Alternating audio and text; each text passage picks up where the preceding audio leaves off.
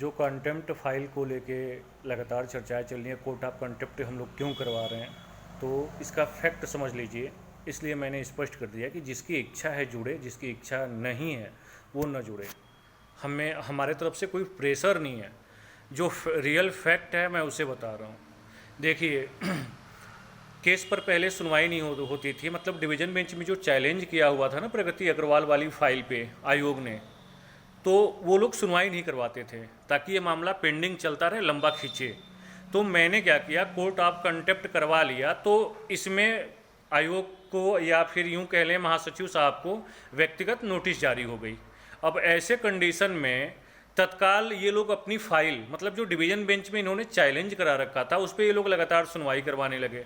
ठीक है, जब वो इधर से व्यक्तिगत नोटिस गई कंटेम्प्ट वाली फाइल से, तो अब इस वाली फाइल पे सुनवाई है 28 मई को। आप सबको पता है, क्योंकि डिवीज़न बेंच में वो लोग हार चुके हैं, हम लोग जीत गए।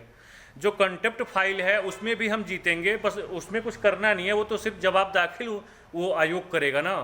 तो इसमें क्या है कि आप सबको पता है कि इस केस में जनरल ऑर्डर का कोई चांस नहीं था, पेटिशन ऑर्डर था। आपको 5 फरवरी 2024 का भी ऑर्डर याद है, जहां सिर्फ आपको जो ऑर्डर मिला है वो ऑर्डर आपका पेटिशन ऑर्डर था। और यहाँ भी देखिए कंडीशन दोनों बन रहा है।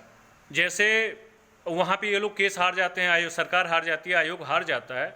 ऐसे कंडीशन में जितनी फाइलों पर ऑर्डर हुआ था उतनी फाइलों पर हो सकता है कि ऑर्डर हो जाए। ठीक है, और अन्यथा ये भी हो सकता है कि जो कंटेम्प्ट में फाइलें गई हैं कोर्ट में, हो सके कोर्ट ये कह दे कि जो कंटेम्प्ट में फाइलें आई हैं इस पिटीशन पे आप छात्रों को नंबर इशू कर दो। वहाँ ये लफड़ा बढ़ जाएगा। इसलिए मजबूरन कि इसमें ना जो ममता यादव के नाम से मैंने कंटेम्प्ट फाइल करा रखा है, इसमें सिर्फ मेरे 26 लोग हैं और वकील साहब के 4 कैंडिडेट हैं, मतलब टोटल 30 लोग हैं। पता चले 30 लोगों पे अलाउ हो गया और बाकी सारे कैंडिडेट जो हैं वो पीछे छूट गए। इसलिए कोर्ट ऑफ कंटेम्प्ट हम लोग फाइल करवा रहे हैं कि ताकि जो एक रिस्क बन रहा है वो रिस्क न रहे। ऐसा नहीं कि मतलब पूरा उम्मीद है कि जितनी मेरी प्रगति अग्रवाल फाइल पे ऑर्डर हो गया है तो मेरे साथ जुड़ी जितनी भी फाइलें हैं सारी फाइलों पे वो ऑर्डर मैं करवाऊंगा।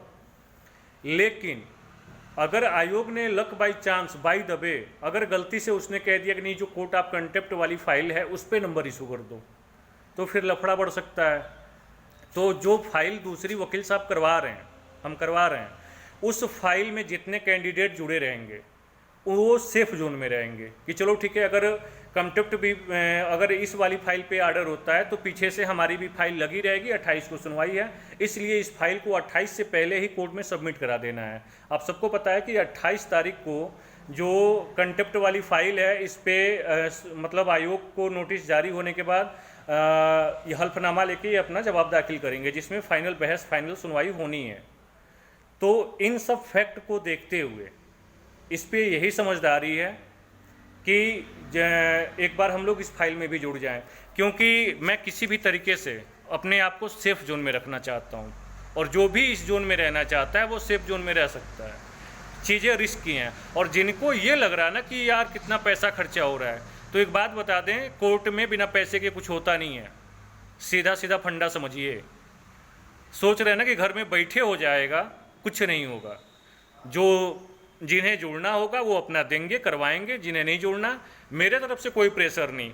मैं सिर्फ ये कर रहा हूँ कि इस फाइल में आपको ये सूचना मिल जाए कि चलो ठीक है भाई, इन्होंने इन्फॉर्म कर दिया और मैंने अपनी तरफ से तो इन्फॉर्म कर दिया, ठीक है। और कल को आप ये ना कह सको कि सर आपने बताया नहीं। अगर पता चले कंटेम्प्ट वाली फाइल पे ऑर्डर हो गया, बाकी सब लोग धरे के धरे रह गए, तो तब आप लोग भी तो कह सकते हैं कि सर आपने इन्फॉर्म नहीं किया। तो ठीक है, मैं इन्फॉर्म कर रहा हूँ, प्रक्रिया भी करवा रहा हूँ। जिसको जुड़ने की इच्छा हो जुड़े, न जुड़ने की इच्छा है न जुड़े, मुझे कोई ऐतराज़ नहीं है। दोनों कंडीशन बन सकते हैं, इसलिए मैं अपने तरफ से अलर्ट हूँ। ठीक है, जय हिंद।